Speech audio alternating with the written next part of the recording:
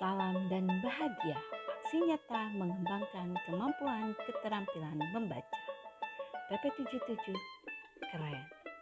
Asal Kabupaten Sukabumi. Aksi nyata budaya positif, keterampilan membaca, kreativitas, kelas impian, dan penampilan sopan dan rapi. Latar belakang dari aksi nyata ini adalah untuk menuntun kemampuan membaca sesuai kodrat siswa, menumbuhkan kepemimpinan siswa, menggapai kelas impian, dan menerapkan budaya positif, kebiasaan berpenampilan sopan. Tujuannya menerapkan budaya membaca, meningkatkan kreativitas, dan menanamkan kesadaran diri untuk selalu sopan santun. Tolak ukur, siswa merasa senang, siswa terbiasa untuk membaca, dan kreatif serta selalu berpenampilan sopan. Dukungan yang diharapkan dari siswa itu sendiri, orang tua, rekan, dan kepala sekolah. Apa yang Anda pikirkan jika di kelas ada anak yang belum lancar membaca dan rambut gondrong? Mari kita awali dengan membuat kesepakatan kelas. Kita tadi sudah membuat kesepakatan kelas. Apa itu kesepakatan kelas?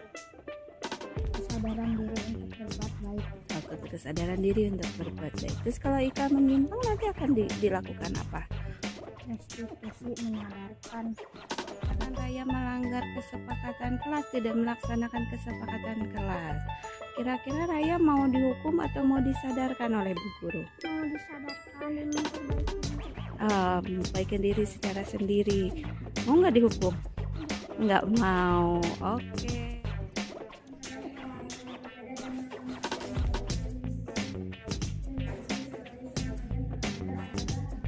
Sini lihat. Ini apa ya?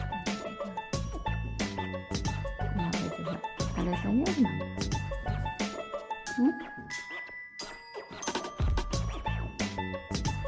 Gajah.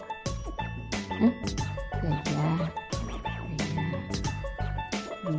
Nanti kalau ke sekolah nggak pakai gelangnya. Ya, sama ibu gue dulu yang gaya. Ya, segala dipakai.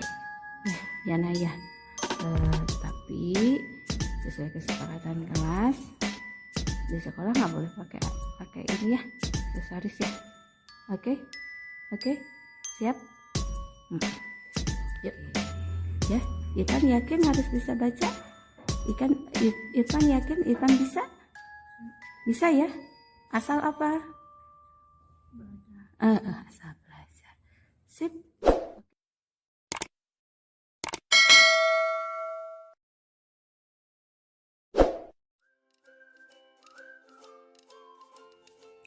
Sampurasun, salam guru hebat. Berbagi pengalaman bersama Rida Bakti.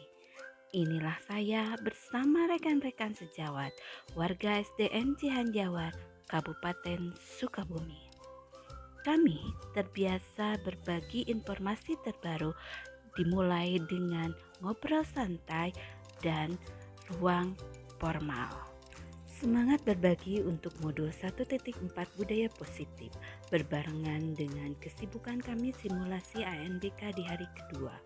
Setelah ngobrol santai, maka kami putuskan untuk diskusi melalui grup WA.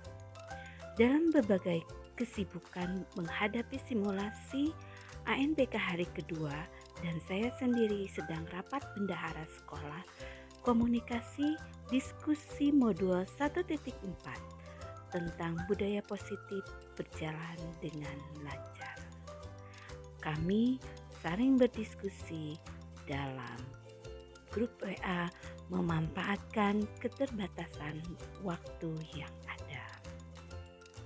Berikut beberapa penggalan komunikasi kami dalam diskusi modul 1.4 budaya positif dalam memanfaatkan grup WA keluarga besar SDN Cihanjawar.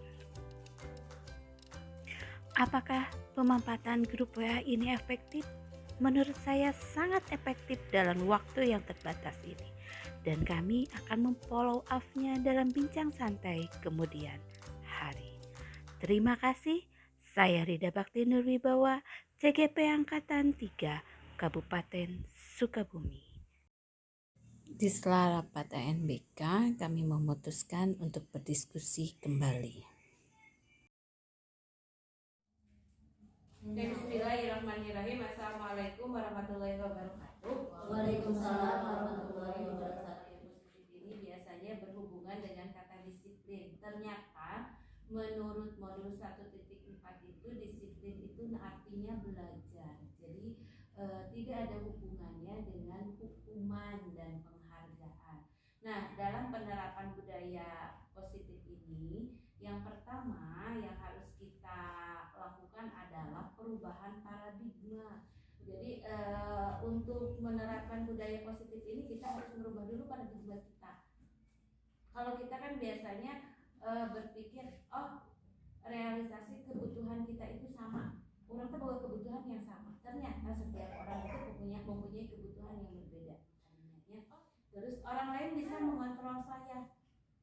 Padahal yang bisa mengontrol kita adalah diri kita sendiri, gitu ya. Dari situ itu satu paradigma yang harus kita rubah. Kemudian memperkuat konsep budaya positif dengan disiplin diri, dengan belajar.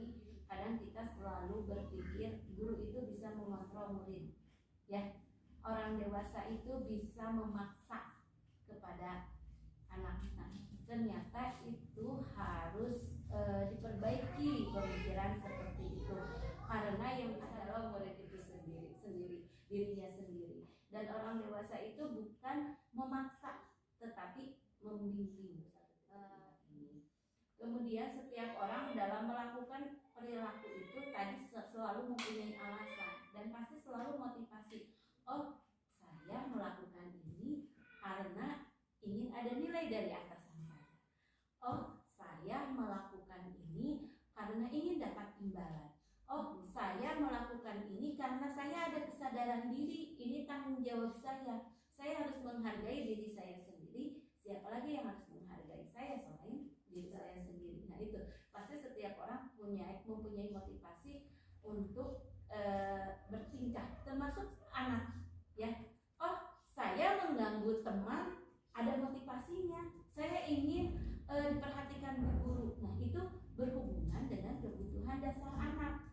Kebutuhan dasar anak ini ada beberapa, termasuk ini kebutuhan dasar kita juga sebagai orang dewasa. Jadi motivasi tadi berhubungan kemudian kepada kebutuhan dasar siswa. Kebutuhan cinta kasih sayang, suka ada gening anak ya, hayu hotel babaturan anak teh gitu, ke temannya teh bercanda terus. Padahal itu teh ingin diperhatikan sama bu guru.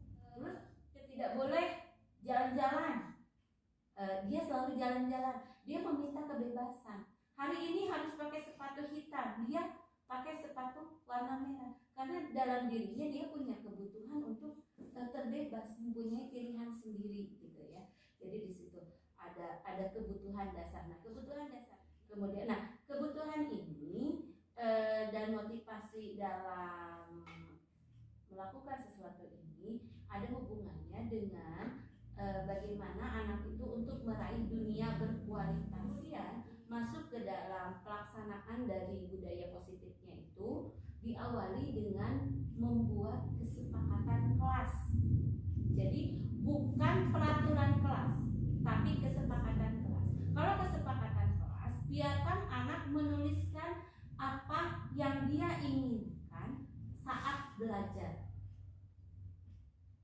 Biarkan dia menuliskan apa yang dia inginkan saat belajar. Tetapi kita mengarahkan kepada anak, karena ini anak SD, mengarahkan kepada kegiatan yang positif, ya. Nah, nanti di situ akan ada kontrol guru untuk pelaksanaan anak melakukan kesepakatan kelas ini. Gurunya itu ya ada sebagai teman, ada sebagai monitor, ada sebagai manajer. Nah, nanti kalau misalkan sebagai teman, kalau sebagai teman aku masih urang babaturan gitu ya. Jadi anaknya diperlakukan sebagai teman. Cuman nanti kalau kita selalu memperlakukan anak sebagai teman, anak akan kurang ajar. kita mau jadi aja Kurang ajar mah lebih kejam ya. Oh, lebih kasar gitu kan. terus ada juga kontrol kita sebagai pemantau. Memantau aja anak-anak berbuat apa, kita memantau, memperlihatkan. Nanti di belakang layar kita sebagai manajer. Jadi kalau anak mempunyai kesalahan atau penyimpangan dari kesepakatan kelas yang dibuat oleh dia, jangan sampai nah jadi tidak begitu. Kemenang langsung bikin restitusi, bukan hukuman. Apa itu restitusi? Restitusi itu menyadarkan anak bahwa dia sudah berlaku salah, ya, berlaku salah. Nah, restitusi di sini ada beberapa macam. Restitusi memperbaiki hubungan, jadi biar dia sadar hubungannya semakin baik setelah dia melakukan sebuah kesalahan. Restitusi adalah tawaran. Jadi gini, misalkan jadi dikasih tawaran, ya silakan kalau Anda merasa perlu untuk meminta maaf, silakan meminta maaf. Ibu tidak memaksa. Ibu tidak memaksa. Jadi tidak berbilang seperti ke anak, kamu harus minta maaf, kamu sudah berbuat salah, tapi tidak seperti. Tapi disadarkan, silakan kamu kalau merasa bersalah dan harus menurut kamu harus meminta maaf, silakan meminta maaf. Ditawarkan, ya, biar kesadarannya itu tumbuh dari dirinya sendiri. Kemudian ada segitiga restitusi. Satu, menstabilkan identitas langkahnya. Yang kedua, validasi tindakan yang salah. Yang ketiga, menanyakan keyakinan. Yang menanyakan ini adalah pertanyaan yang Bu Leni kemarin. Menstabilkan identitas di sini biar anak itu paham dengan sebuah kesalahannya dan dia sadar diri kalau berbuat salah itu tidak mengapa, tidak usah jadi berbohong, dan berbuat salah itu bukan hanya dirinya sendiri tetapi bagaimana dia memperbaiki, melakukan kesadarannya. Yang kedua, validasi tindakan yang salah. Kita memberikan pertanyaan kepada anak biar anak menyadari kalau dirinya itu salah. Bu Lilis kenapa kesiangan? Alasannya apa? Nah, itu kan ada validasi ya. Ada validasi, ada alasan nanti Bu Lilis malah. Nah, kemudian setelah yang terakhir menanyakan keyakinannya. Ya, kamu ingat tidak dengan kesepakatan kelas? Boleh tidak kesiangan? Atau kamu baik enggak berbuat seperti ini ke teman? Terus kita diyakinkan seperti itu karena peraturan. Ya, kena peraturan. Jadi kita arahkan biar anak betul-betul sadar dengan sendirinya. Seperti itu. Mungkin itu yang bisa saya sampaikan pada saat ini. Mungkin ada yang kalau anaknya ya bukan kita berbeda-bedain ini gitu, masukkan karakter anak kan beda-beda ini ya gitu. betul. Jadi kalau emosi itu kita juga harus terkontrol. Karena kita ada peran dan kontrol diri seorang guru. Udah wae di kelas mah jadi pemantau dulu. Jadi lamun ada kalau ada anak yang kayak gitu kan bener lo bisa istighfarnya. Jadi emosi berarti perlu dia pendem Ketika setelah anak pulang baru memanggil. lebih baik diam dulu. Berarti intinya seorang guru itu harus mampu memahami karakter masing-masing seorang. Nah, kalau karakternya seperti ini berarti kita Ya, harus seperti apa, nah. seperti ini harus seperti apa. Betul. Artinya seperti itu. Kalau misalnya yang banyak ulang yang itu terus gitu. Nah, ketika kita menemukan anak yang itu terus ya, jangan bosan selalu melakukan restitusi. Terus sadarkan. Kan unggal poe dipanggil Meskipun nggak sadar-sadar ya, Nanti walaupun menyadarkan setiap lagi dengan panggilan yang ini ya kesayangan. Jangan kasih. jangan sampai jangan sampai ketahuan temannya. Misalkan seperti ini, Angga tolong bawain buku ya nanti ke meja ibu di kantor gitu. Padahal mah nanti setelah di kantor kita ajak sini ya, Angga ibu mau ngobrol sebentar. Tadi kamu kesiangan ya, misalkan gitu. Coba ibu mau tahu alasannya kesiangannya kenapa. Nah seperti itu. Kamu omong alasannya seperti apa? Oh alasan kan anak biasa menjelaskan alasan. Terus kita kuatkan yang positifnya. Nah oke lah, Angga nggak apa-apa. Ibu kan pernah kesiangan. Tapi bagaimana caranya kita memperbaiki diri? Sok coba biar ngarah ke kesiangan kumaha saur Angga. Kedah kumaha. Jadi dia Pokoknya kamu gitu. Nah itu ini kan anak mau memberikan alasan sendiri. Ya tidurnya jangan terlalu marah. Bisa itu bagaimana caranya seorang guru bisa membuka anak biar sadar dengan budaya positif itu. Terusnya kita mengasih pertanyaan biar anak itu yang menjawab. cuma kadang seperti kita kan menghadapi anak yang berbagai macam karakter, watak dan sebagainya. Jadi ketika kita akan sebetulnya kita akan menegur kesalahannya atau kekurangannya tanpa kita harus menonjolkan atau mengungkapkan kesalahan dan kekurangannya itu. Di sisi lain mungkin kalau anak yang misalnya yang sudah dewasa atau anak yang dengar ya, anak yang taruhlah kabarnya pintar gitu, mereka akan sadar dengan kesalahan sendiri dengan kita istilahnya bahasa yang lain yang misalnya menonjolkan kelebihannya biar nanti anak yang memang sulit memahami dengan arah pembicaraan kita. Nah itu solusinya bagaimana? Jadi anak itu misalnya ya kayak tadi misalnya anak kesiangan atau misalnya di kelas anaknya mau hiperaktif atau gimana, kita tuh ingin melihat tidak mengerti tidak sadar si ibu apa ya, jadi kok si ibu malah jadi ngobrol orang atau misalnya membesarkan hati kita, tapi padahal dia itu salah gitu, maksudnya kita itu ingin menegur dia bahwa dia itu salah gitu.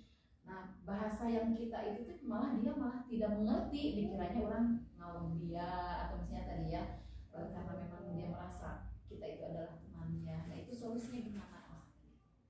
Jadi begini Bu Lilis, kan tadi kita mempelajari yang pertama motivasi seseorang melakukan sesuatu.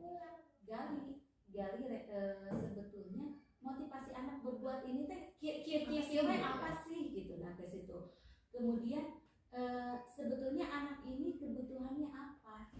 Biasanya anak yang seperti itu karena dia kurang kasih sayang di rumahnya. Jadi mencari perhatian. Betul ya, jadi kita penuhi kebutuhan anak itu. Betul, jangan sampai anak itu terlalu dipuji. Bisa berbuat saya mau berbuat begini karena pujian. Ketika tidak dipuji, anak tidak melakukan. Nah itu jadi ketika kita memberikan imbalan itu harus ada tindakan berikutnya. Jadi satu kali restitusi jangan sadar kene, lakukan restitusi lagi sampai bosan. Iya, jangan bosan. Karena itulah tugas kita. Dari restitusi ini kan kita belajar bahwa seorang guru perannya itu hanya membimbing anak, memfasilitasi, mengarahkan. Jadi memang jadi di sini memang ya berarti kita dulu aja berarti ya yang benar-benar harus mempelajari. Jadi jangan sampai katanya anak itu ketika dia berbuat salah itu langsung gitu ya. Berbuat salah itu sesuatu kesalahan. Padahal setiap orang mempunyai kesempatan untuk berbuat salah, tapi bagaimana cara kita memperbaiki diri, menyadarkan diri, menuntun murid dengan perlakuan ini, kitanya dulu sadar. Oke, ada lagi Ibu, Bapak. Beres? Oke. Ya, nuhun. Terima kasih atas waktunya. Diskusi ini mudah-mudahan bermanfaat. Wabillahi taufiq wal hidayah. Assalamualaikum warahmatullahi wabarakatuh.